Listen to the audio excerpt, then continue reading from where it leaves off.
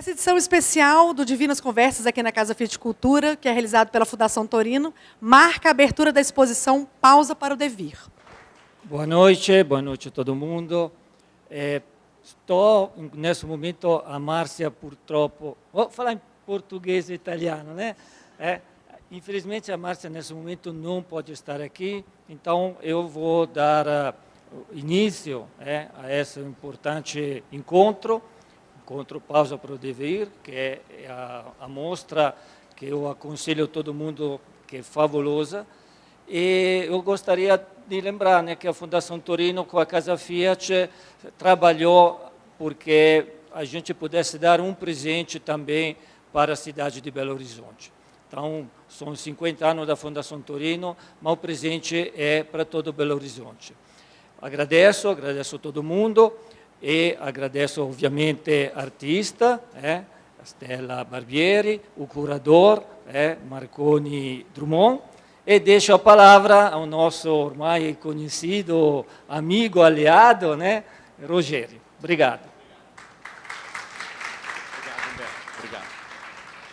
Eu queria desejar boa noite e já subir aqui ao palco acompanhado da Stella e do Marconi, por favor.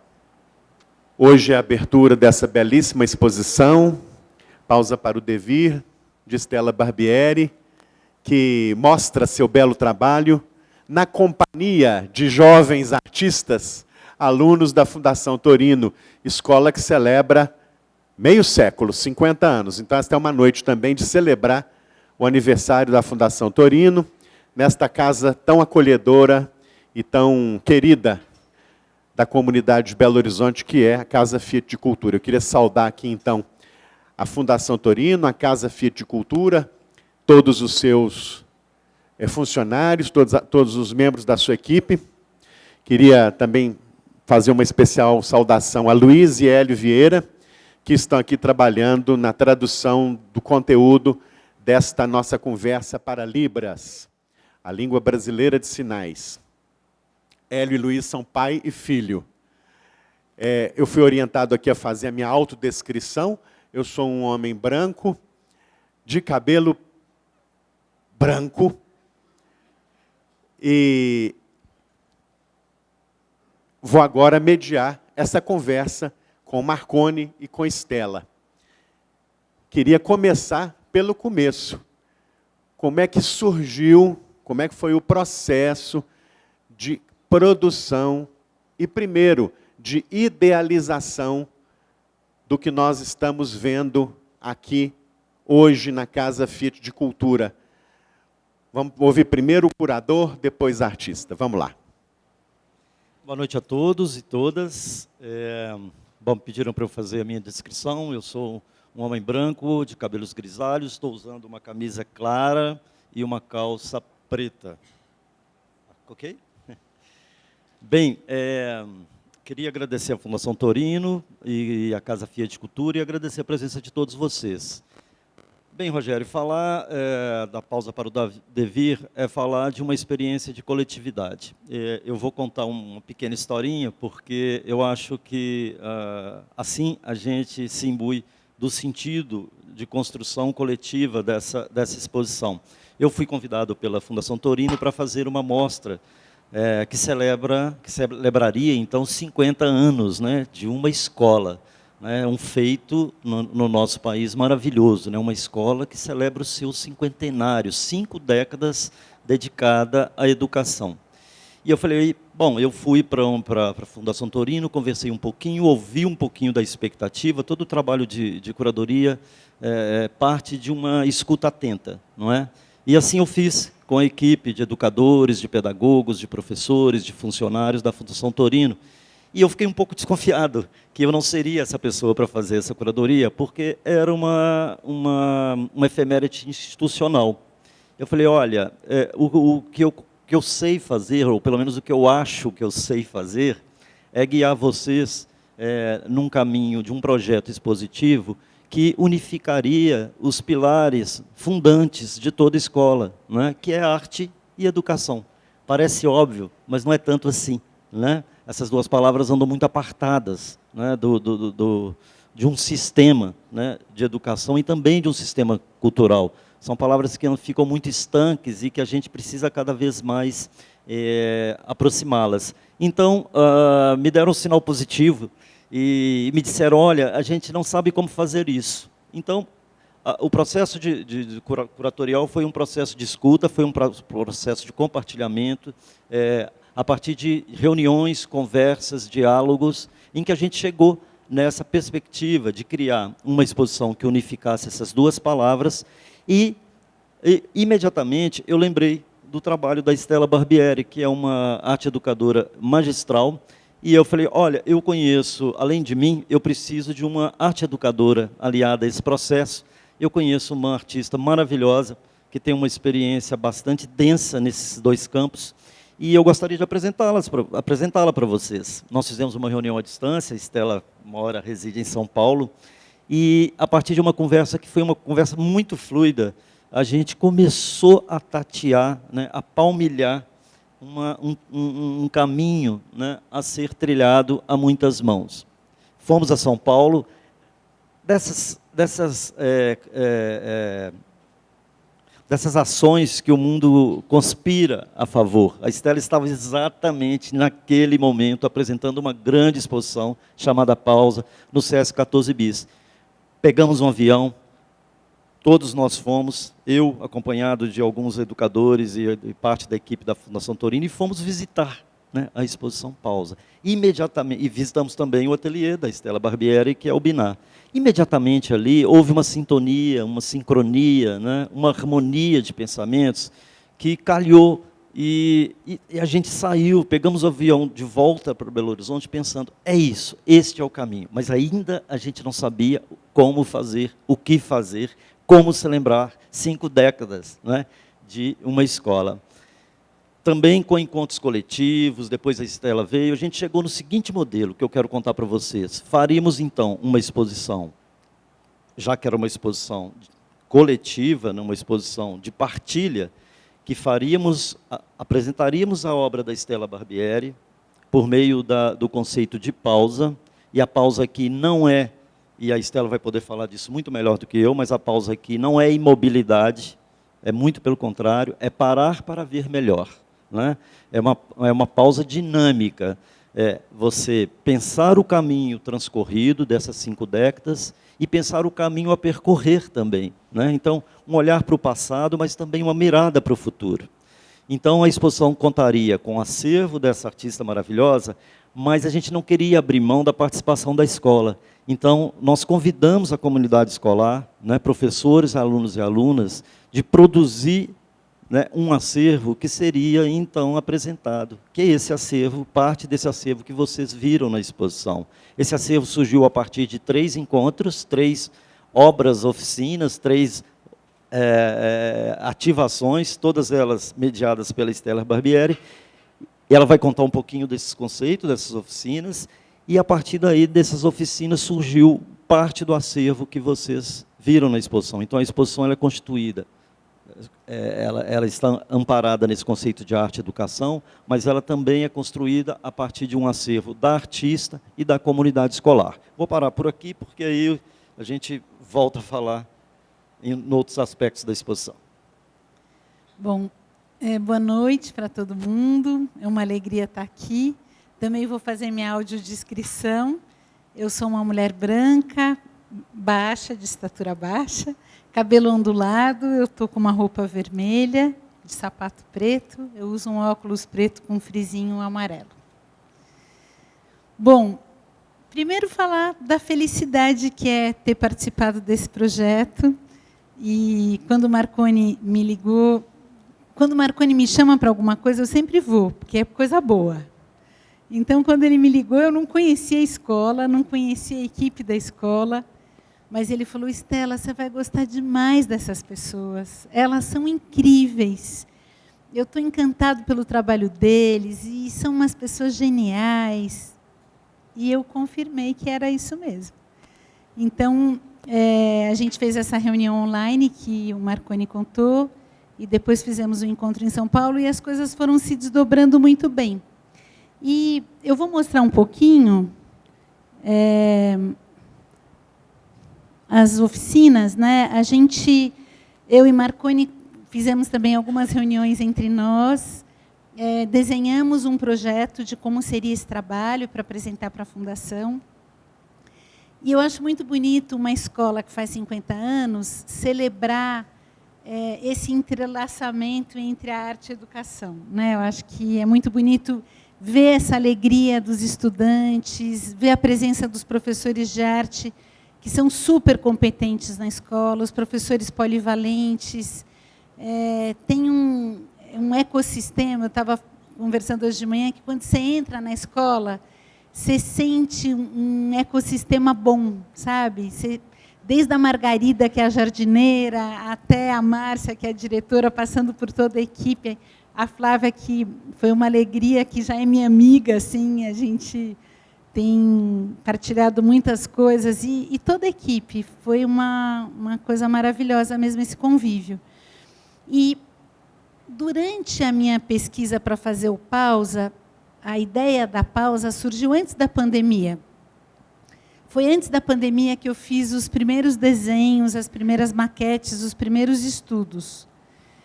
E eu estava precisando de uma pausa, então inventei essa história para pausar também, né? E para partilhar essa pausa.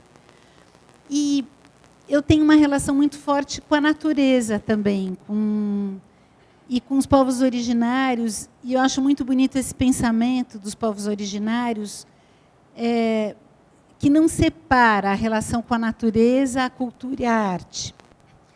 Elas estão entrelaçadas no cotidiano. E eu sinto que, na vida da escola, existe também essa potência de entrelaçamento, que é muito bonita, né? Entre as áreas do conhecimento, o cultivo das relações no convívio. Acho que tem uma coisa bonita disso, do convívio, né? Você aprende com o outro pela convivência. Você aprende, tem um indígena que chama Benki, que é um indígena xaninca, que ele fala que quando uma pessoa cozinha, existe o espírito do gesto da pessoa.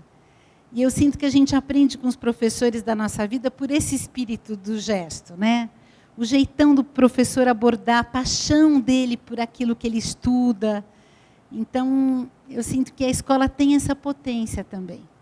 E, ao preparar a pausa, ao fazer esses desenhos, eu comecei a estudar o modo como os animais fazem suas pausas, por que eles pausam, como é que eles abrigam, aninham essa pausa. E, muitas vezes, eles fazem isso para procriar, para cuidar dos filhotes e para se transformar. E eu sinto que a gente tem passado por cima de muitas dessas fases da nossa vida, né?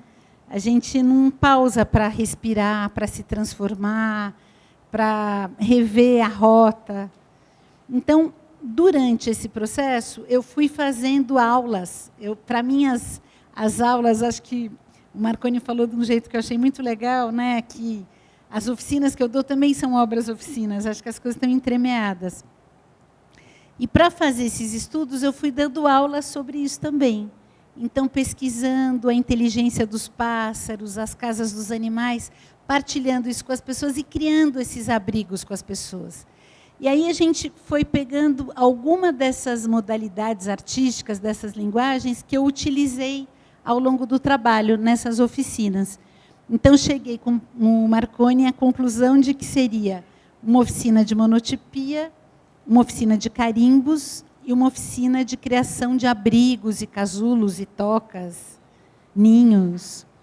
E aí a gente teve muita ajuda do pessoal da escola, que foi maravilhoso. Foi um trabalho mesmo coletivo, como você falou, colaborativo, da preparação dos espaços, dos materiais. E aí tanto professores como estudantes puderam ter uma aproximação, que eu acho que ainda vai se desdobrar muito, dessas linguagens. Então, a gente fez com diversos agrupamentos, nesses 3 encontros. A gente fez 3 encontros com os educadores e alguns estudantes, e depois também 2 encontros, um com as crianças menores e um outro com as crianças maiores, né? Os jovens. E aí a gente pôde... A Ive também, que é arquiteta, que fez a expografia da exposição, estava muito presente. o pessoal do vídeo estava presente. Marconi sabe reunir uma equipe sempre maravilhosa. Então, foi uma composição muito gostosa de viver, muito boa, muito saudável, assim. E aí as pessoas foram pensando nessa urdidura. Eu acho que eu vou parar por aqui para o Rogério poder fazer mais perguntas e a gente andando, daí vou mostrando o resto, senão eu vou falar demais. Isso que você fez é ótimo, porque as pessoas agora ficam em suspense, né, com o que será que essa montagem propiciou aí a todos. Mas uma das perguntas que eu gostaria de fazer se relaciona a algo que até vocês já comentaram. A pausa dinâmica e a pausa para pensar melhor. E tem aqui no catálogo da pausa, lá da exposição do Sesc São Paulo, uma frase que eu acho que ajuda muito a gente nessa conversa. O essencial é saber ver. Como é que a gente pode promover gestos de educação para o olhar? Como é que a gente aprende a ver? Sobretudo num ambiente como o ambiente escolar. Olha, eu acho que tem um cultivo que é um cultivo da atenção, né? Eu acho que na escola a gente aprende isso, né? Eu acho que cultivar a atenção. Nós estamos vivendo um momento de muita dispersão. A gente fica horas no telefone e quando passa o tempo você fala: o que eu estou levando dessa experiência, né? Sobra muito pouco dessa nossa pesquisa dispersiva dentro dos telefones, né? E eu acho que o cultivo da atenção ele tem a ver com o cultivo da presença. Acho que existem muitas pessoas que atualmente estudam sobre atenção. Nós nunca tivemos tantas possibilidades de comunicação e tantos problemas de atenção como a gente tem hoje. Sinal de que talvez a gente não esteja realmente se comunicando devidamente, né? E tem um francês que se chama Yves Citon, que ele estuda a ecologia da atenção. Ele fala que a atenção ela é criada por um ambiente, um ecossistema que propicie momentos de atenção, que propicie momentos de acolhimento, porque, na verdade, a nossa atenção ela é movediça, ela é alguma coisa que está voando, né? Vocês todos estão olhando aqui para nós, mas cada um está pensando numa coisa. Então, um está pensando: nossa, realmente, eu fico muito tempo no celular, vou parar com isso. Outro está pensando: nossa, estou com sede. Outro está pensando... Ou seja, a nossa atenção, ela vai e vem, ela é flutuante, ela flutua. Só que a gente pousa, né? A nossa tentativa aqui, nós três, é que a atenção de vocês vá, mas volte. Que vocês voltem a estar atentos ao que a gente está conversando aqui. E, na verdade, na escola, muitas vezes se fala em foco, que é uma atenção fechada. Mas muitos estudiosos têm pensado na atenção aberta, que é uma atenção que é flutuante, que pousa e, ao pousar, se desdobra. E, para se desdobrar, precisa da repetição. A gente precisa fazer uma mesma coisa muitas vezes. Então, a gente aprende a olhar, né? A gente aprende... Eu me lembro, eu sou do interior de São Paulo, sou de Araraquara, e eu mudei para São Paulo e achava a cidade mais ou menos bonita. Não achava muito bonita, para dizer bem a verdade. Mas eu casei com o Fernando, que é meu companheiro que está aqui, e ele acha a cidade linda. E ele me ensinou a ver São Paulo. E ele falava: Estela, olha que linda, aquela empena-cega, que é aquele lado do prédio que não tem janela, que recebe a sombra daquele outro. Olha aquela relação daquela paisagem, olha aquele fluxo das ruas. Eu comecei a achar a cidade linda. Ou seja, teve ali um cultivo. A gente aprende a ver com os outros. Uma outra situação que a gente viveu foi passeando na floresta com um mateiro. E o mateiro falava: olha aquele passarinho. E a gente ficava assim. Aí o passarinho já tinha voado, não víamos o passarinho. Depois, olha ali um jacaré. O jacaré já tinha sumido. A gente não tinha olhos de ver aquilo. Então, precisa... Ali, depois de uns dias, a gente já estava vendo. Ou seja, então eu acho que o nosso olhar, ele ele é um olhar cultivado, né? A gente não nasce sabendo ver tudo. A gente aprende, a gente investiga. Os bebês são grandes investigadores. Os bebês investigam as intensidades, as densidades, as luminosidades. Então, a gente aprende no convívio a perceber o ponto daquela comida, né? O risoto, que não pode ficar mole demais nem duro demais. A gente aprende pela experiência, mas a gente aprende com aquele que está também ao nosso lado e que, em certos aspectos, tem experiências mais vividas que as nossas. Então, acho que o olhar se cultiva também.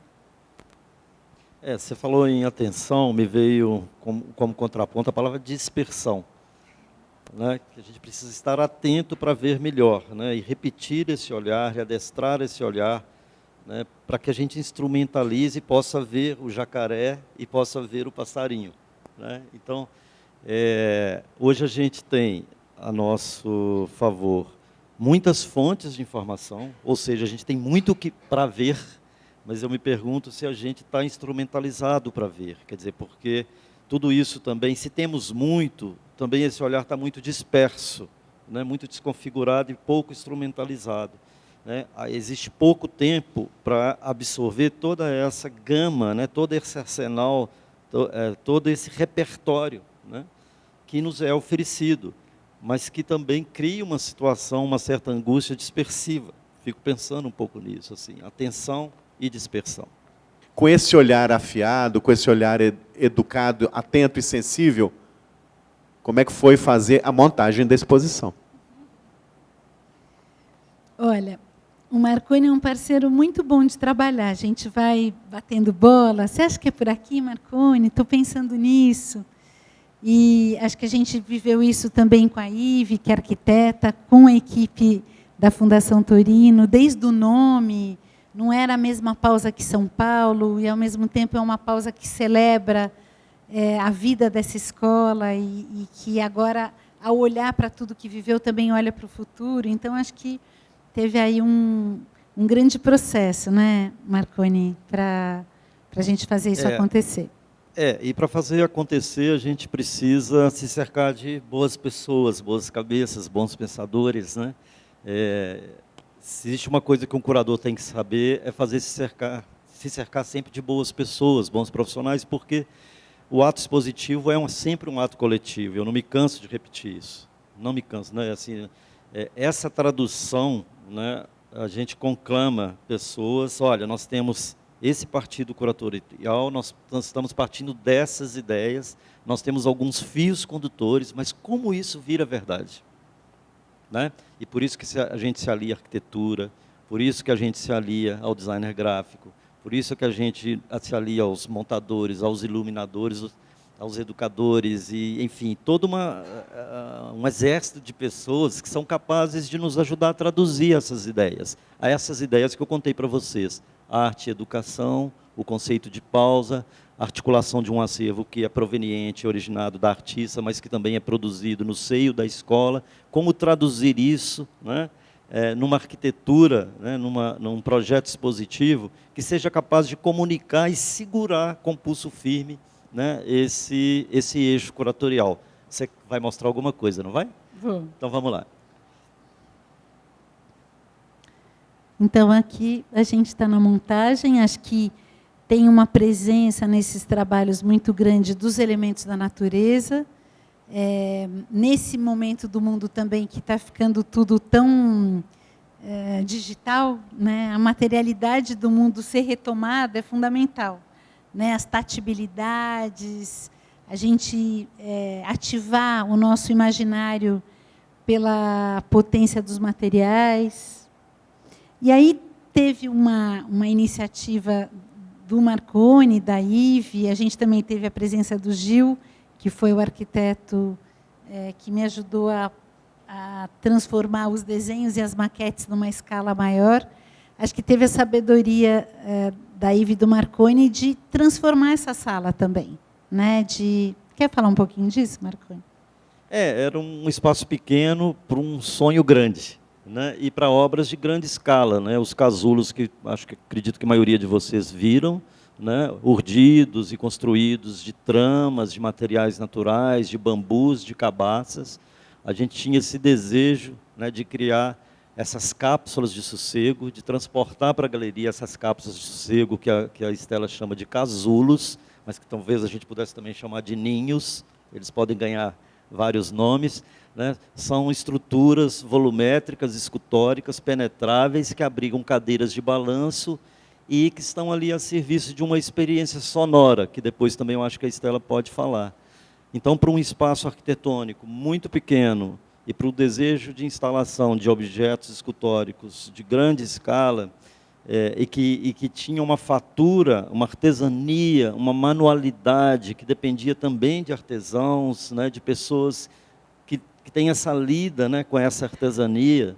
Então, fizemos convite também, acho que você pode falar um pouco disso, Stella, que eu acho que é muito bonito. Essa foto de baixo aqui mostra, né, a estrutura inicial da construção, né, desse primeiro casulo de bambu.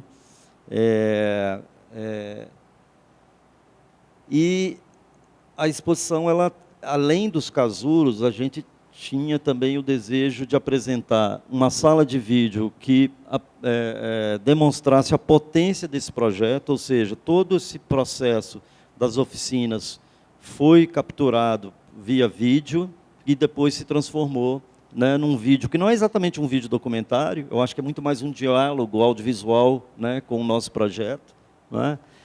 E a gente tinha um desejo também de sempre pensar na questão escultórica, nessas obras participativas, né, e colaborativas da Estela, de partilhar com o público outras experiências. Então, vocês viram que na exposição é possível ouvir música, é possível desenhar, né, é possível lançar perguntas para o futuro.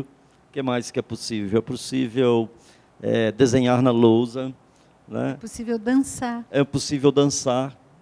É possível compartilhar e construir coletivamente palavras, perguntas e poemas que depois seriam depositados nas paredes. E o que eu acho interessante na exposição é assim, o desafio era não ficar algo estanque. Aqui a artista, aqui a comunidade escolar, ali a obra da Estela, aqui os desenhos dos alunos. A ideia é que isso criasse uma fusão, que criasse um corpo de pensamento. E eu acho que a gente conseguiu fazer um pouco isso, né? Mas vamos falar um pouco da montagem. Olha, eu acho que o Marconi trouxe essa questão da obra coletiva, né? A construção desses trabalhos também é muito coletiva. Então, uma coisa é fazer uma maquetinha de bambu, outra coisa é fazer uma escala enorme. As maquetes serviram muito, a gente fez várias maquetes, a gente inclusive não trouxe algumas. Esse bambu, para ter essa torção arredondada, precisa ser feito com fogo. Então, o Jeff do Bambu, que é um especialista nesse assunto, foi quem, com a equipe dele, veio para São Paulo. É uma pessoa que mora em Santos, tem um ateliê em Guarulhos, lá em São Paulo, e veio para São Paulo, para Belo Horizonte, desculpa, para montar a exposição aqui. E, ao longo do percurso...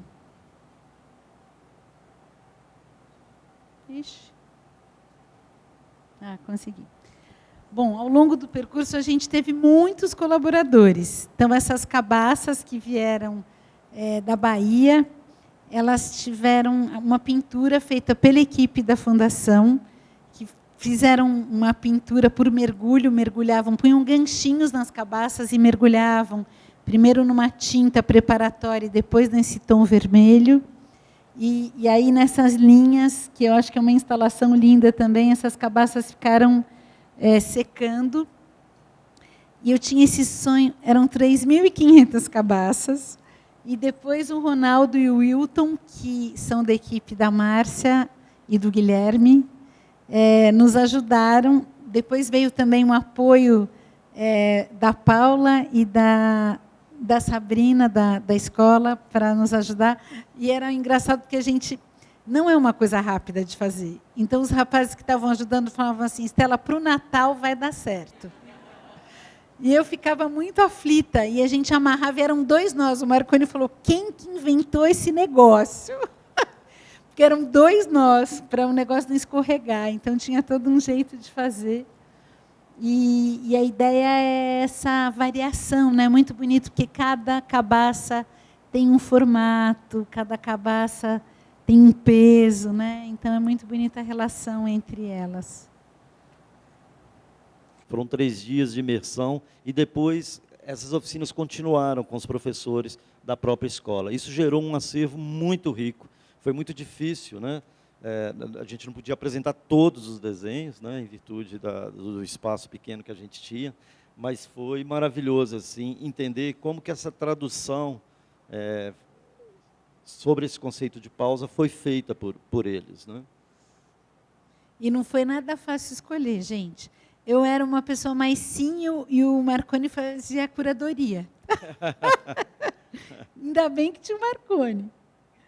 Olha, eu acho que tem vários elementos, né, que Marconi e Ive trouxeram para essa exposição, que foi, para mim, desafiador, mas muito bom também.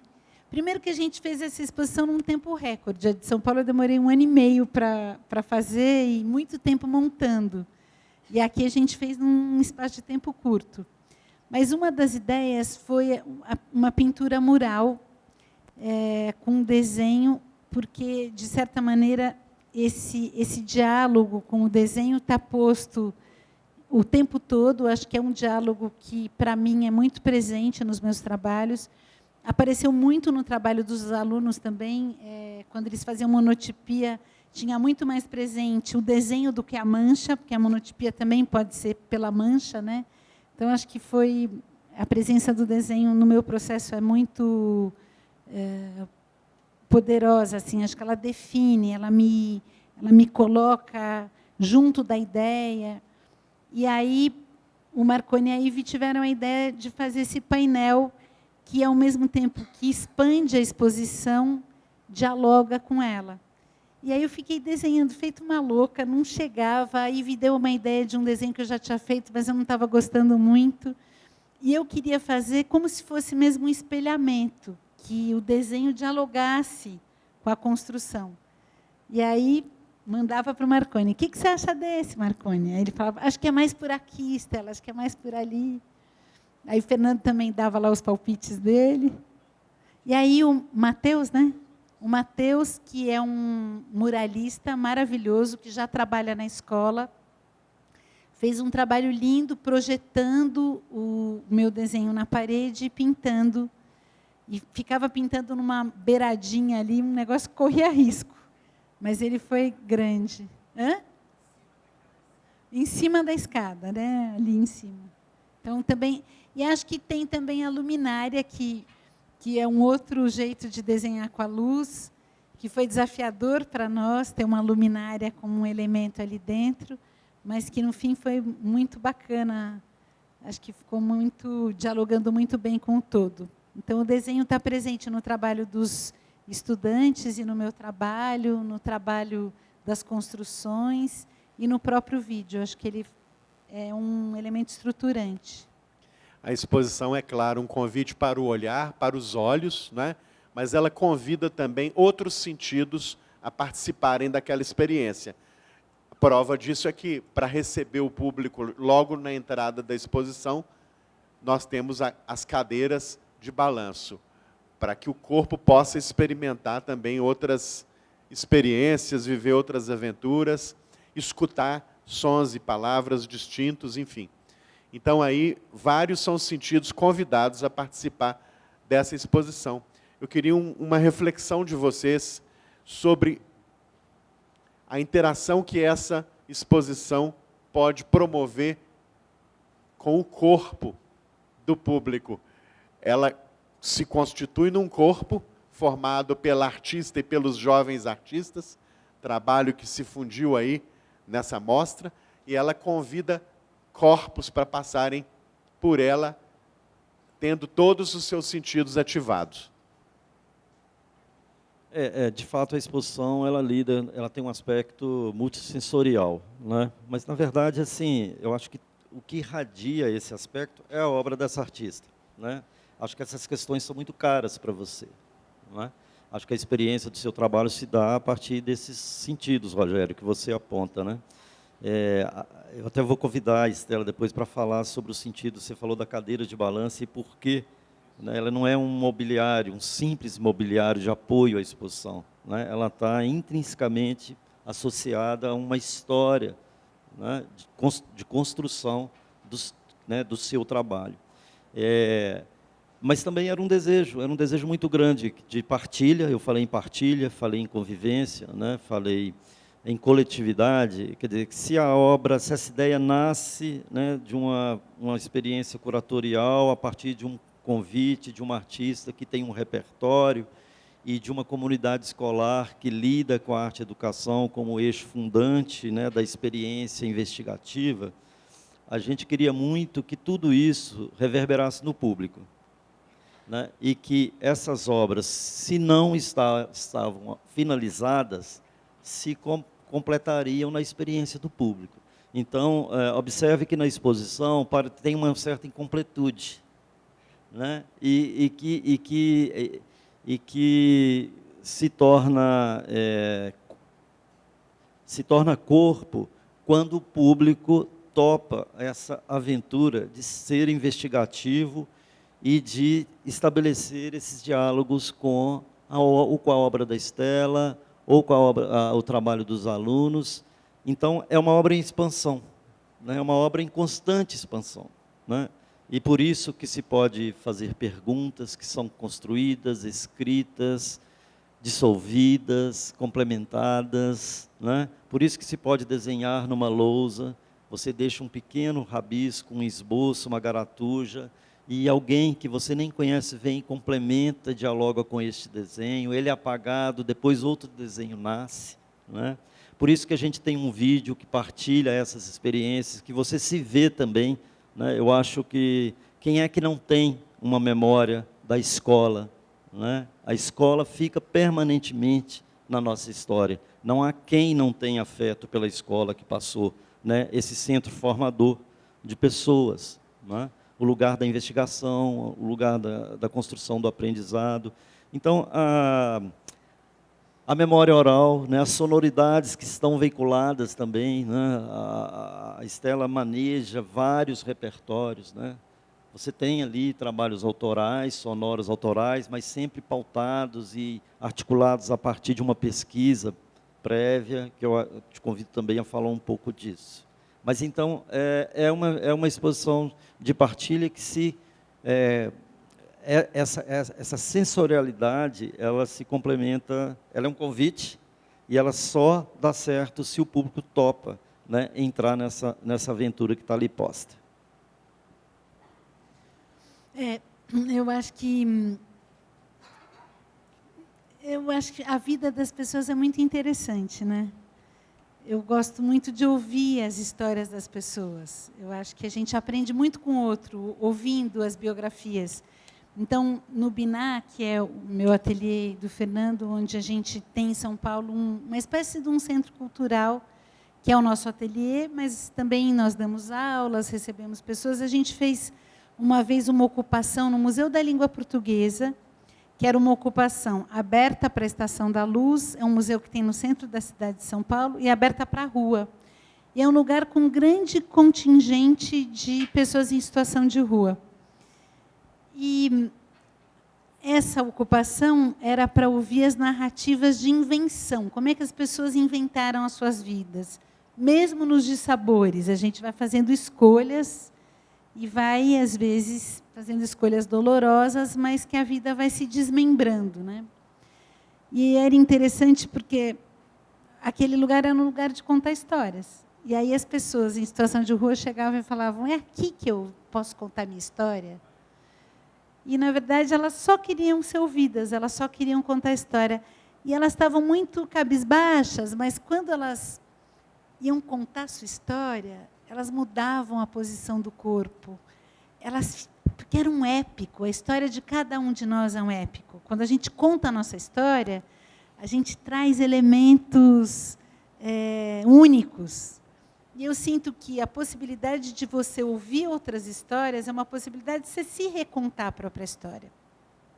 Então, uma escola que está olhando para a sua história, nos possibilita recontar nossa própria história. E eu sinto que os mestres do Brasil profundo, eles têm muito a nos contar. E eu sempre tive muito interesse por esses mestres, aprendi muito com eles. E também com as cantigas, com os acalantos. Então, desses aprendizados, eu acho que foram surgindo pequenas cantigas, contei muitas histórias da minha vida. E eu queria juntar essas experiências. Acho que a pausa me deu essa oportunidade, né, de juntar. Na cadeira de balanço. Por que na cadeira de balanço? Porque eu fui uma criança que balancei horas e horas por dia. Eu ficava, tipo, 6, 7 horas balançando. E, quando eu ia balançando, eu ia tendo um filme mental que ia me trazendo histórias e situações, como se eu vivesse um cinema, assim. E acho que muito do que eu faço nasce na cadeira de balanço. Então, essa coisa de você ficar balançando e vendo um desenho.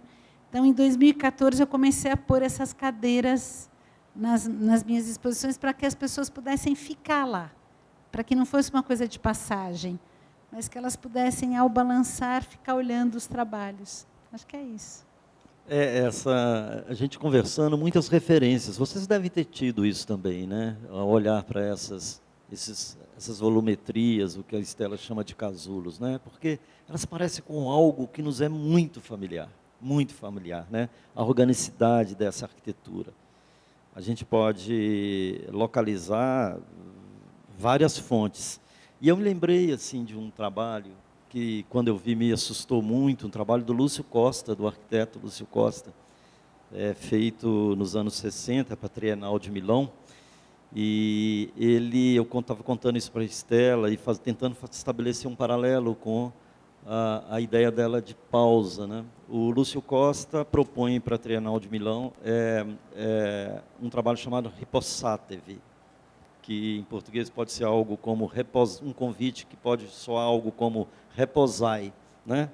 Então, um convite para você repousar, né? Não repausar, poderia ser, né? Repausar, mas de repousar. E ele constitui essa instalação com redes, a nossa rede, essa grande invenção, né? Cultural brasileira. Ele faz várias redes, ele deposita um violão em cada rede, vasos de plantas, isso nos anos 60, gente. Em plena ditadura civil-militar, eu não sei como isso foi permitido como uma instalação no campo da arquitetura para representar o Brasil. Por isso que eu estou falando da ditadura civil-militar. Então, ele faz isso, as redes, os violões, convida as pessoas para repousar, e no entorno dessas instalações de redes, e toda ornada com vegetação, ele coloca fotografias do Marcel Rotherot, que era um convite para o repouso, né? Naquele turbilhão de coisas a serem vistas, ele diz, pare um pouco, deite, descanse, né? Celebre o que você viu, né? Repasse o que você viu, repense a sua experiência. Isso nos anos 60. E eu achei muito interessante a gente fazer esse paralelo com... E lembrei também, sabe, Rogério, do belíssimo conto A Terceira Margem do Rio, do Guimarães Rosa, né? Quando o pai resolve se deslocar para o centro do Rio, né? Ele pega a sua canoa, depois você tem que falar do seu CD Canoa, né? Ele pega a sua canoa e decide ali viver permanentemente na terceira, o que o Guimarães Rosa chama na terceira margem do Rio, que me pareceu também que é poeticamente um direito à pausa, né? Eu lembrei de uma outra história dos Olhos Tortos de Alexandre, sabe esse conto? É do Euclides da Cunha, né? De quem é? Não, do Lima Barreto. É uma história muito boa. Posso contar? Eu ia te provocar no final para contar uma história, então vamos lá, vamos a ela. Não, é que o Alexandre, ele era caçador. E ele enfrentava umas onças, às vezes. E um dia, quando ele foi enfrentar uma onça, a onça deu uma patada nos olhos dele e o olho saiu rolando. E aí o Alexandre deu uma limpadela no olho e colocou o olho de volta. Só que, quando ele colocou o olho de volta, ele começou a ver que o olho estava vendo outras coisas. estava vendo tripa, estava vendo coração batendo. Então, um olho via o mundo de fora e o outro olho via o mundo de dentro. Esse conto é muito melhor do que isso que eu estou contando. Mas ele está contando essa história, e aí perguntam para ele, e você ficou com o olho assim? Ele falou, não, depois eu ajeitei. Mas isso me ajudou a ver demais. Então, eu sinto uma coisa, eu fiquei pensando em duas coisas enquanto você estava falando. Um era isso, né, que tem a ver com a pergunta do olhar que você fez, né, um olho que olha para dentro e outro que olha para fora. Eu acho que balançar faz um pouco isso, né? Você olha para a terra e para o céu, você olha para dentro e olha para fora, acho que tem isso. E eu fiquei pensando também na pausa como movimento, que acho que é a proposta dessa nossa pausa, né? E lembrei de um trabalho que é muito inspirador para mim, que é o Domingos de Criação, do Frederico de Moraes, que eram uns encontros que o Frederico de Moraes fazia no Man do Rio. Então, tinha assim, o Domingo do Papel. Aí ele levava um monte de tipos de papel. Então, rolos de papel craft, papel picado, folhas de papel. E aquele material ficava disponível para as pessoas, para os transeuntes, do lado de fora do museu, fazerem o que eles queriam. Então, tinha o Domingo do Papel, o Domingo do Tecido. E a cada domingo, as pessoas elaboravam, tem um livro sobre isso maravilhoso. E acho que é muito bonita essa criação coletiva. Então, também, esse estado de ateliê, quando você para criar, você para estar presente, né? Você para sentir aquela materialidade, dialogar com ela como sujeito da sua experiência, como isso é transformador, como isso traz uma qualidade de presença e de tempo. Né? Acho que a sua pergunta também ela tem a ver com a temporalidade. Né? Quais são os tempos da pausa? No mundo que existe um autoritarismo de uma aceleração imensa que nos atropela, como é lidar com essa variação dos tempos, né? Os tempos da criação, eles convocam isso. Enfim, fiquei pensando essas duas coisas.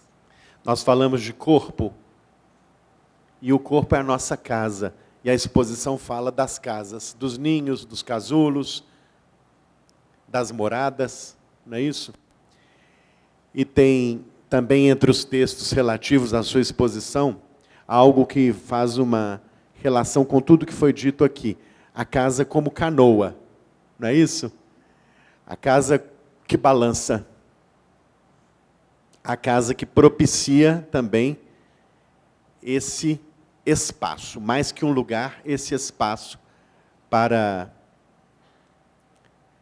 viver muitas potencialidades, que afinal, como está escrito aqui no seu catálogo, o corpo é a morada de muitas potencialidades. Eu queria uma reflexão de vocês a respeito das casas em que a gente vive e das casas com as quais a gente sonha.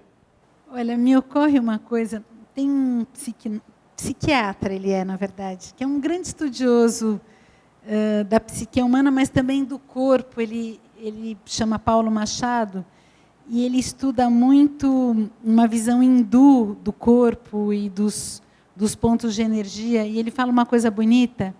Ele fala que a gente vive procurando voltar à concavidade materna para se abrigar.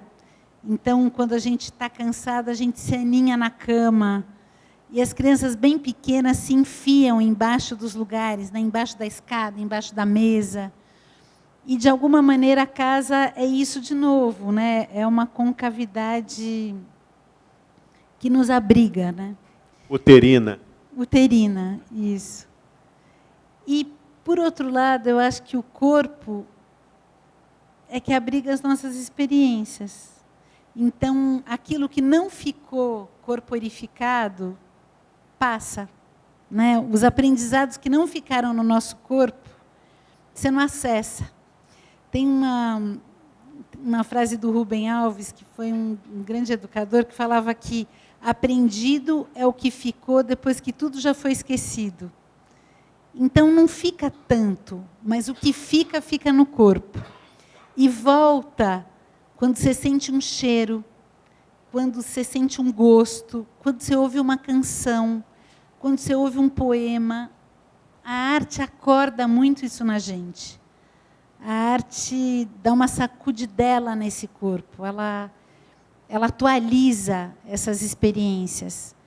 E eu sinto que na escola, um grande papel da escola é possibilitar que as experiências fiquem corporificadas, que a gente saia da fazeção e que a gente crie possibilidades de estudo que sejam significativas, que façam sentido em cada momento da vida, né? Então, eu sinto que é pelo corpo que a gente vive. E a gente está vivendo uma ilusão digital muito mentalista, que fica tudo na cabeça e no olho, né? E o corpo vai ficando de lado, o corpo vai ficando esquecido.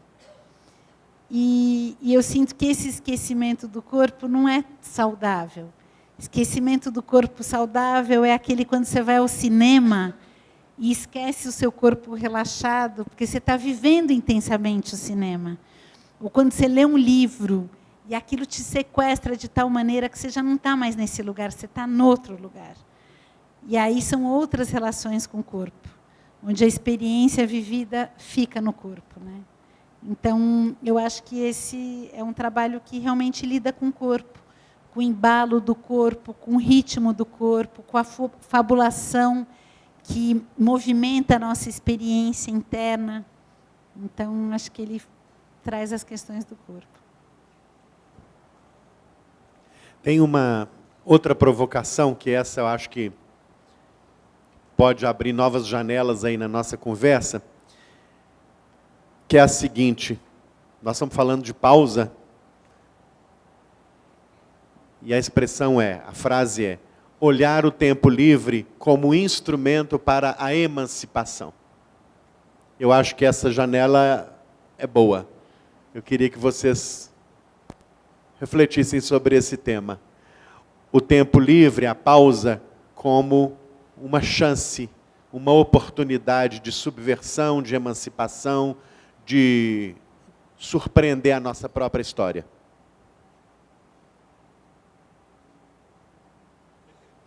Pergunta complexa, né?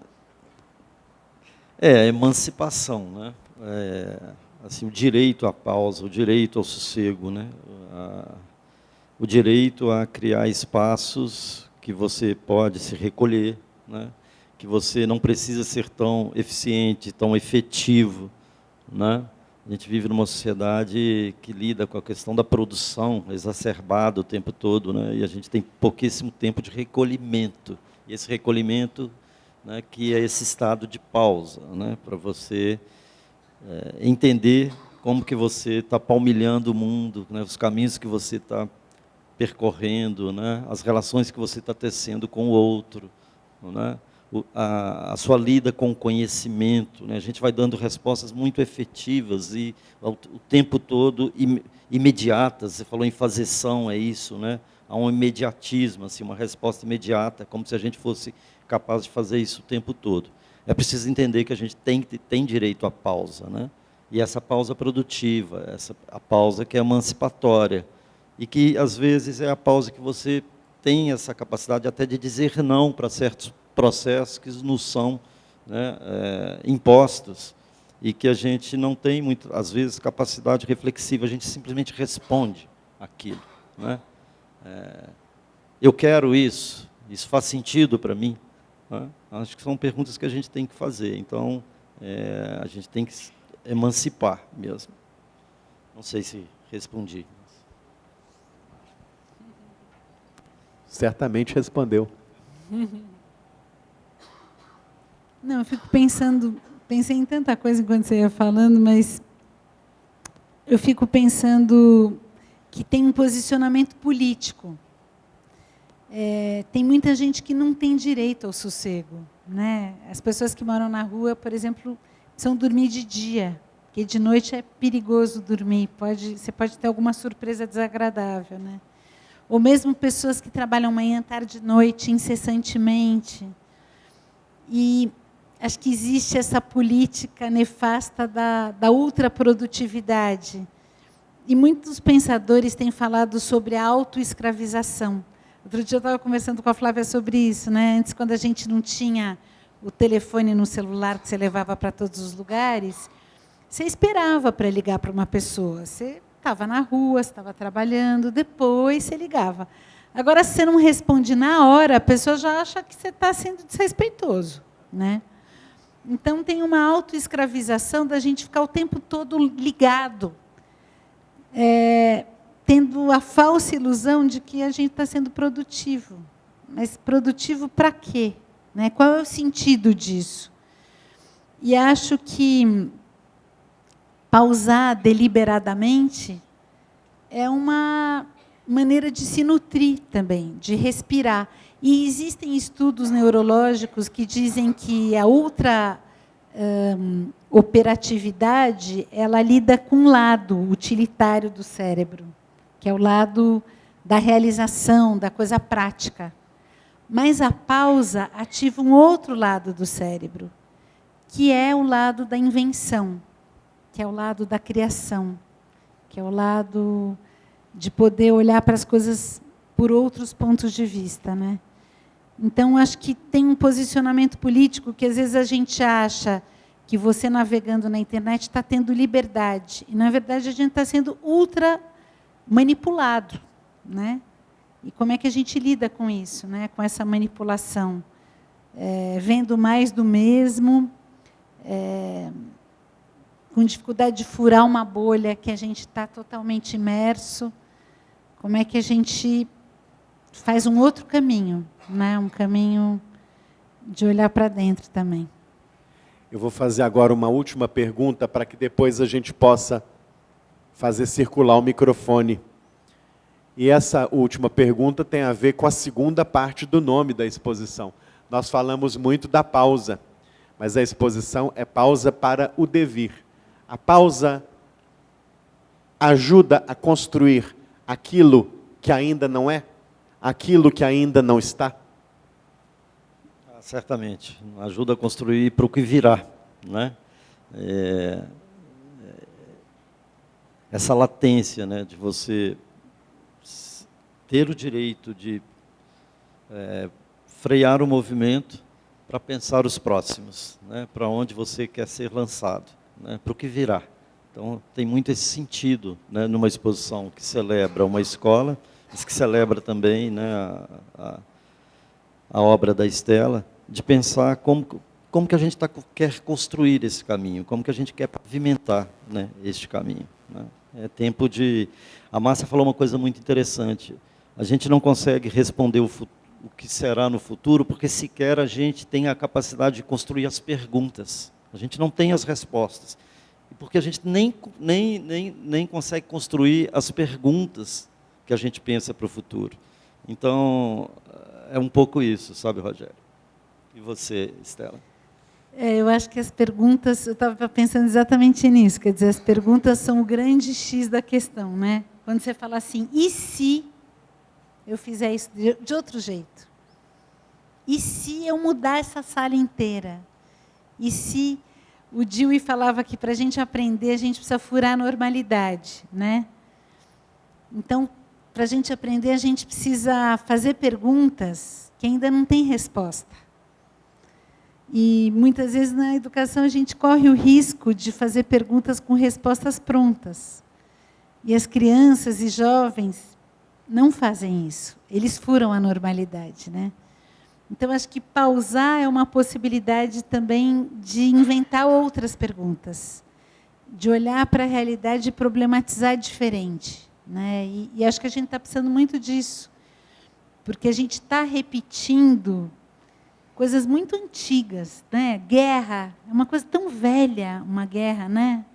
Uma coisa tão arcaica e selvagem do jeito ruim, né? Então, talvez a gente esteja precisando se perguntar como é que as relações podem se dar de outra maneira, como é que o planeta pode funcionar menos territorialista e mais na partilha, né? Eu acho que esses pequenos movimentos que a gente vai fazendo são micropolíticas, são posicionamentos políticos que são fundamentais da gente fazer. E acho que a escola é esse lugar das perguntas acontecerem, do imprevisível se dar, né? Dos desdobramentos para um outro lugar acontecer. E acho que a força da infância e da juventude nos nutre, porque tem essa força, né? Stella Barbieri e Marconi Drummond. Obrigada, Rogério. Obrigada.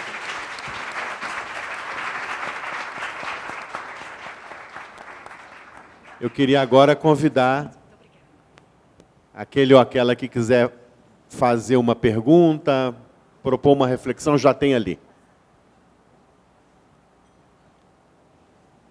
Se você puder só dizer seu nome antes.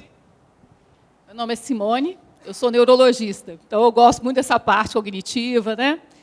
E assim, eu achei, quando eu vi a sua obra, assim, o casulo, eu pensei logo no útero e na questão do balanço do líquido amniótico. Então a gente sempre, eu lembrei disso, para mim está assim, logo que eu pensei, né? E aí eu fico pensando, a gente pausa, eu tenho a infância, pausa, vem a adolescência, pausa, vem adulto, pausa, vem a terceira idade. Então, é isso, as pausas, né? A nossa história, né? E eu fiquei pensando assim na questão também, né? A gente, da cadeira de balanço, hoje, para a juventude, eles conseguem ficar lá na cadeira de balanço? Fiquei com essa dúvida. E para o Marconi, eu fiquei pensando, né? É um desafio no Brasil a questão da arte, né? Arte e educação. Eu fiquei pensando, quanto tempo do currículo, né, de cada ano tem a parte das artes? Porque, geralmente, na escola é um período pequeno. Por exemplo, assim, artes. Tirou 5, vale 10, tirou 5. Nossa, como é que pode tirar 5 numa matéria de artes? Né? É uma coisa assim, né? Como é que um professor pode dar 5 numa matéria de artes? Então, assim, como é que a visão que as pessoas têm, né, da questão, como mudar essa visão, né? Numa questão, porque sem arte, né, a arte ela desenvolve todos os nossos sentidos, né? O que a gente conhece, o que a gente não conhece e atua, né? Então, eu penso nisso. Olha, eu acho que isso que você trouxe de como é que os jovens lidam com o tempo, né? Muitas vezes você vê numa aula, por exemplo, uma inquietude quando uma pessoa fala mais devagar e vai dar um depoimento que um jovem já fica com a perna tremendo, o outro... Mas tem alguma coisa que fisga, e muitas vezes a arte fisga, né? Então, nessa experiência da pausa em São Paulo, que foi uma experiência que eu convivi muito, você via as pessoas indo de uma cadeira para outra um tempão, sem pegar no celular. Então, eu acho que a arte tem essa potência de te levar para outro tempo, né? De seguir uma sequência narrativa. Né? Quando você lê um romance, seguir uma sequência narrativa que vai te levando, que vai te trazendo aquela experiência de partilha, você vai vivendo aquilo com o autor e você vai reescrevendo aquele livro. Né? Então, eu sinto que está todo mundo precisando disso. Seja jovem, seja criança, mas é que os convites precisam, de alguma maneira, fazer essa captura que faz frente a essa outra da internet que é tão poderosa. Né? A gente, como educador, precisa criar situações que sejam interessantes, porque, senão, a coisa vai definhando. Então, está mais difícil, está mais desafiador. Mas vale muito a pena e acho que tem muito espaço para isso acontecer. Não sei se eu te respondi. Bem, eu acho que está sendo feito um grande esforço, né, para articular e inserir os conteúdos ligados à área de conhecimento da arte, né, no processo de formação dos nossos estudantes. Mas eu acho que é preciso que a gente reconheça também que a arte é tratada de uma forma acessória, né, dentro de um parâmetro curricular, ainda nas nossas escolas. Repito, vejo um grande esforço, né, de fortalecimento da arte nos parâmetros curriculares, mas eu localizo essa questão ainda periférica da arte, né, e é uma pena porque a arte pode potencializar, articular numa horizontalidade, uma conversa e um diálogo muito profícuo assim, com as outras áreas de conhecimento, como a geografia, a química, a física. É possível, né, estabelecer essas conexões, né? Vejo também que há um grande esforço assim, de inserir, né, outros referenciais artísticos e culturais nos programas, né, da escola, né, como as matrizes africanas, enfim, com movimentos decoloniais. Acho que houve um avanço, mas ainda é preciso caminhar bastante nesse campo. Essa exposição me levou a pensar, como ela é um encontro, né, de uma artista com uma escola e de uma escola com uma artista, me levou a pensar nesse movimento. E fiquei pensando, puxa, a gente temos levado, é uma pergunta, mas talvez aí com uma certa esperança, assim, acho que a gente tem conseguido levar as crianças, os estudantes, os jovens para os museus, para as instituições culturais, né? A gente localiza também nas nossas instituições essa preocupação, né, de estarem lotadas com setores de arte e educação, com procedimentos de mediação, né, que são afetivos e receptivos aos grupos de estudantes e escolares. Mas será que os artistas estão indo nas escolas? O movimento contrário? Fiquei pensando nisso, né, já que a gente está aqui conversando sobre um movimento, um encontro de uma artista com uma escola com um artista. Puxa, seria muito interessante que os artistas também fizessem o movimento contrário, né? Que, tendo um discurso, tendo um repertório artístico, que eles habitassem, voltassem para a escola, para municiar as escolas, sobretudo as nossas escolas públicas, dessa riqueza que é o repertório de cada artista. Não conheço um programa que faça isso. E, nesse sentido, eu acho que essa exposição é exitosa, porque ela faz isso, né? Ela pega uma artista pela mão, percebe uma abertura de uma escola que é receptiva, né, e coloca em estreito convívio um repertório artístico com um repertório no campo da educação. Então, eu acho que fiquei pensando que talvez esse seja um modelo interessante, né, para a gente fazer. Claro, Estela? Eu vivi uma experiência muito bacana. Eu fui conselheira de um museu em Portugal que se chama Fundação Gulbenkian. Eu fiquei 4 anos conselheira lá. E a gente fez um programa que se chamava 10 × 10. Eram 10 artistas com 10 professores. Esse programa teve muitas edições. Mas esses 10 artistas ficavam na escola junto com os professores.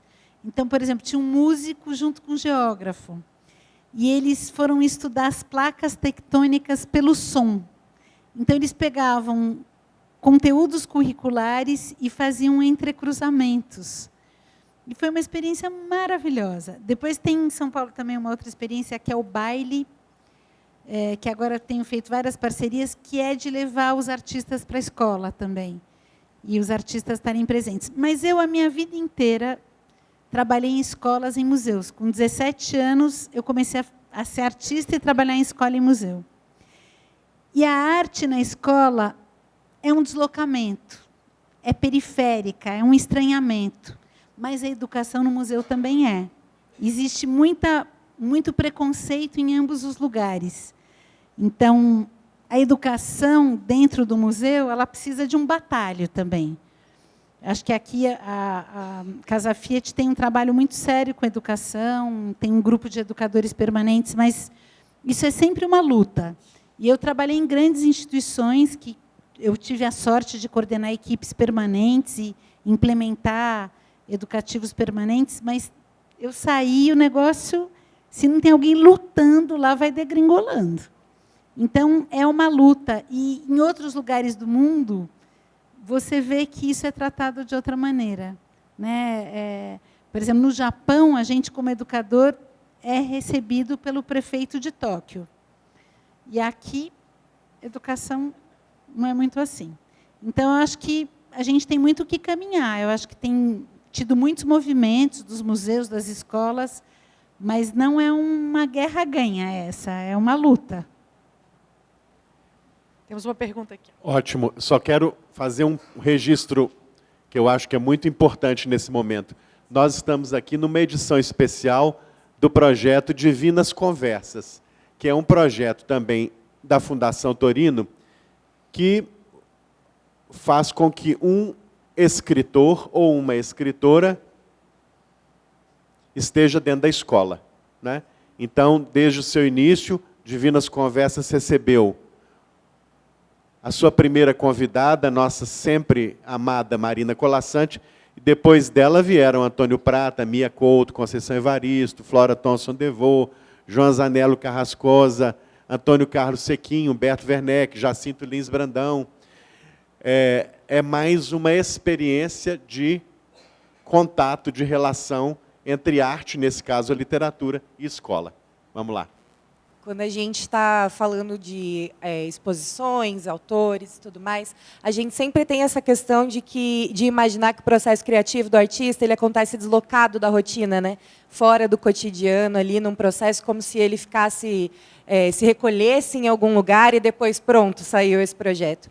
Mas mais cedo a gente estava conversando e você me falou que boa parte do teu projeto, da tua fundação desse projeto, nasceu em momentos do cotidiano, em você na cozinha com a sua família, com seus filhos. Então eu queria perguntar uma dica para você, como que fora da exposição, na nossa vida, nos nossos movimentos cotidianos ou nas nossas pequenas pausas, né, enquanto a gente espera um feijão cozinhar, alguma coisa acontecer, uma louça, enfim, a gente pode exercitar esse olhar artístico e pensar também sobre como a gente quer esse conceito na nossa vida, sob esse olhar que você propõe na exposição. Obrigada. Olha, eu tenho trabalhado muito, pensado muito sobre os estados da arte, que eles acontecem muitas vezes em contato com as obras de arte, com a literatura, com a música, com as artes visuais, com o teatro, com a dança. Mas eles também acontecem em outros momentos da vida. Então, em momentos de encontro, em momentos de uma conversa, em momentos de lida com a natureza, dos afazeres, né, do dia a dia. E eu sinto que esses estados da arte vão dando sentido, né? Quando você lê um poema que te movimenta, vai dando sentido para a sua vida. Então, eu sinto que talvez a gente volte para onde a gente começou essa conversa, que esse cultivo da atenção e desse olhar presente, né, seja um movimento fundamental na nossa vida, né? Como é que a gente faz isso? E acho que para isso precisa ter disponibilidade, né? Você precisa se disponibilizar a estar com o outro. O que uma criança bem pequena e um velhinho mais precisam da gente? É da nossa disponibilidade. Não precisa de, claro, precisa de cuidado e tudo mais, mas a disponibilidade é fundamental, né? A escuta, está presente. Então, acho que é muito simples isso que eu estou dizendo, mas está sendo raro, né? A gente está disponível para o outro. Não está ali fazendo número, mas está mesmo com a pessoa, né? Acho que isso faz diferença. Está mesmo na cozinha, né? Tá cortando ali a cebola com atenção, né? Por que o arroz e feijão de uns é mais gostoso que de outros?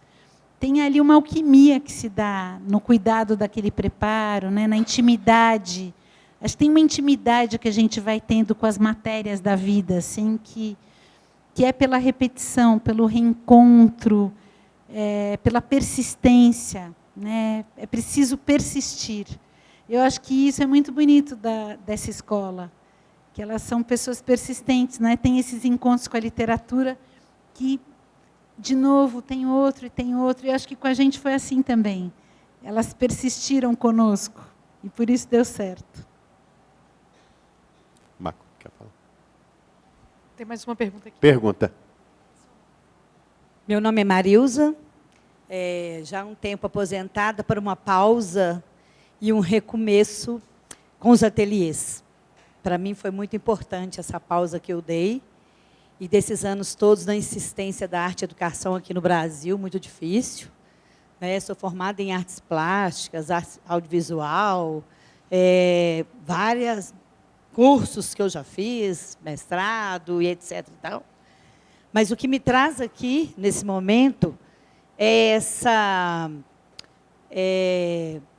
novidade maravilhosa, que é essa novidade da pausa, que a gente tem que esperar por isso mesmo. Um dia acontece, e a gente vai se ver, né, num ambiente onde a gente pode lidar com essas questões. é o professor, artista, no caso, às vezes, a gente fala arte-educador, né? Mas o artista-professor próximo das crianças, dos jovens, adolescentes, idosos, que seja, é muito mais importante do que qualquer sala de aula que a gente já viveu nesse mundo. Que seja na escola, que seja na faculdade, sabe? Porque, assim, até na faculdade a gente ouve muito essa questão de que eu sou professora. Não, eu sou artista. Então, tem uma separação. Mas, quando está junto, é o melhor momento da gente encontrar, que é esse que eu estou aqui agora. Quando eu deparei com as suas obras, eu imaginei todas as minhas crianças aqui dentro, de todas as idades. Eu queria vê-las sorrindo, pausando, se deleitando nos balanços, né? Explorando todas as texturas, todas as cores, que é isso que faz a gente mover esse mundo todo. Parabéns, lindo o seu trabalho. Oi, meu nome é Gustavo. Quando você falou, vocês devem estar pensando em várias coisas, eu juro que eu pensei quem matou o Det Reutemann. Eu estava pensando nisso. Eu adorei a tua fala, a fala de vocês, mas em algum momento eu pensei quem matou o Det Reutemann. E eu vou aproveitar para falar do Odete, porque assim, é a primeira vez que eu estou assistindo Vale Tudo, então é uma experiência importante e tudo mais. Hoje saiu uma crítica muito boa na Folha, mostrando como Vale Tudo é um produto do seu tempo, porque a novela tem muitas críticas, tem muitos problemas realmente. E culpa-se muito a autora, né, a Manuela Dias, pelas mudanças que ela fez. Enfim, Gilberto Braga também era um gênio, muito difícil, e que a novela foi muito despolitizada e tudo mais. Eu queria perguntar para vocês dois, eu acho que o Marconi também pode falar sobre isso, como que essa lógica capturou a arte também, né? Porque, realmente, pensando em Vale Tudo e pensando na complexidade que é uma novela na Rede Globo e toda a questão financeira e toda a dificuldade que a Globo tem também de se reposicionar nesse momento de tantas mídias, como que é capturado e transformado em outra coisa. Então, como que resiste a isso, se adapta a isso, como é que a gente faz? É isso, algum palpite para quem matou? Vocês podem falar também. Com a permissão do Gustavo, a novela foi um fenômeno muito potente, sobretudo nas redes sociais e na publicidade. Ela foi um produto cultural em 88, absolutamente oposto e distinto ao produto cultural que vimos, que estamos vendo em 2025. É isso, Gustavo?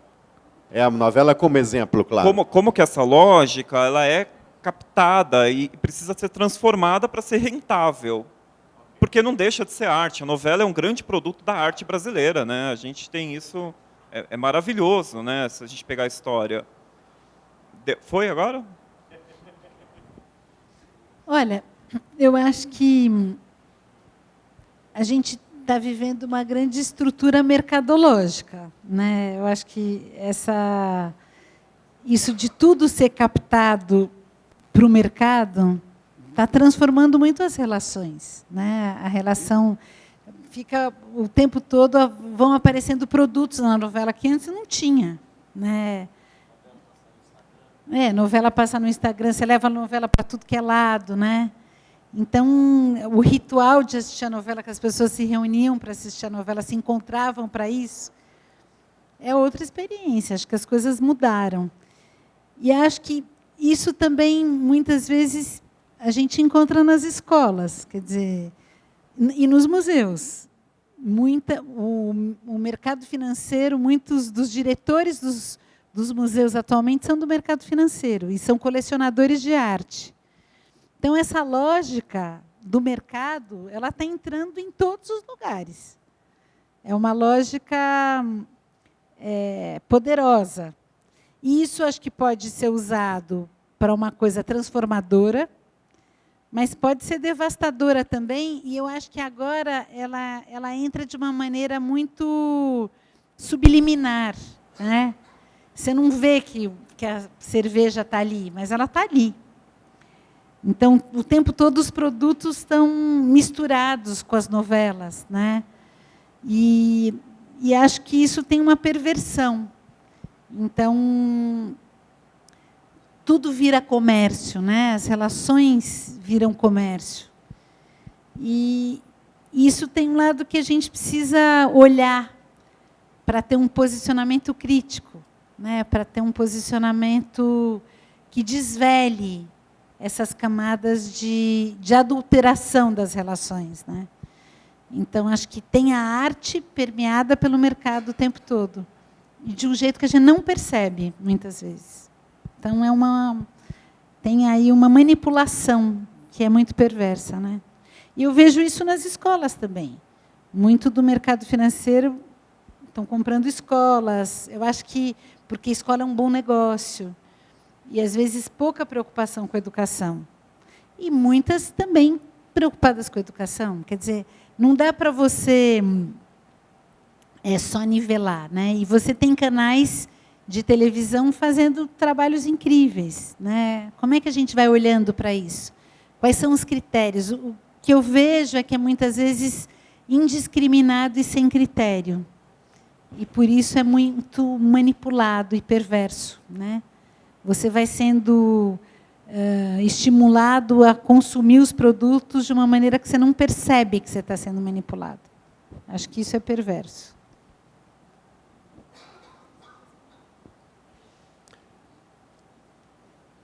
Pessoal, eu vou passar o microfone uma última vez para o Marconi e para a Estela, para que eles façam uma palavra final, conclusiva, já que a Casa Fiat fecha agora, né? Eu quero também agradecer muito a todos os presentes. Muito obrigado pela escuta respeitosa, sensível, gentil, com os que falaram aqui hoje, com Marconi, com Estela. Agradeço a todo o time que trabalhou para viabilizar essa bela sessão. Registro a presença do Remy aqui entre nós, do Consulado da Itália em Minas. E quero dizer que é sempre um prazer fazer parte dessas divinas conversas. Então, vamos ouvir agora Marconi e depois Estela. Não, a última palavra, é claro, é de agradecimento, né? Para mim foi extremamente prazeroso, acho que para você também, né, Estela? Um agradecimento profundo a toda essa equipe, né, que articulou em torno dessa ideia da construção da pausa. Por favor, espalhem a palavra, né, tragam as famílias, os companheiros e companheiras, né, espalhem essa palavra nas escolas, os professores aqui presentes, arte educadores, né? É um grande esforço fazer uma exposição como essa, né? E é importante que a gente se aproxime do público. Então, quero dar uma boa noite a todos, muito obrigado.